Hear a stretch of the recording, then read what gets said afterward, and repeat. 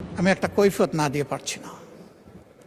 মাননীয় প্রধানমন্ত্রীর পরিবারকে জড়িয়ে যারা অশ্লীল আচরণ করেছে, উনি এখনো বিচার চান নাই, আমি তার পক্ষে তাদের বিচার চাই।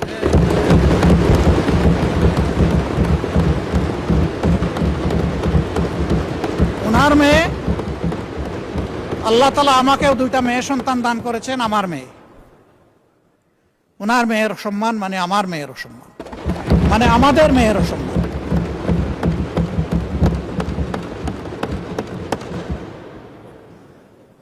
এই ইতর প্রাণীগুলা কারা,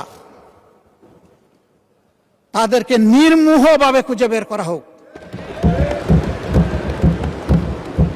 প্রিকনসেপ্ট কোন আইডিয়া থেকে নয়, ব্লেম গেমের জায়গা থেকে নয়, ভেরি ট্রান্সপারেন্টলি এটা বের করে আনা হোক। আমার নিজের দুঃখের কথা নাই বললাম, একটা মানুষ বয়স হওয়া পর্যন্ত সব সময় গায়ে কাপড় রাখার চেষ্টা করেছি। মা বাপ যেটুকু পেরেছেন, আমি এখন যেটুকু পারি সামর্থ্যের আলোকে। কিন্তু আমার যে কতবার কাপড় চোপড় খুলে ফেলে, নিজেরটা আমি কারে বলব? মাননীয় স্পিকার, কি শিখাচ্ছি, কাদেরকে প্রশ্রয় দিচ্ছি? মনে রাখবেন, আমাদের কেউ যদি এদেরকে প্রশ্রয় দেয়, একদিন এরা আমাদেরও কাপড় নিয়ে টান দেবে। এই নোংরা ধারা বন্ধ হওয়া উচিত।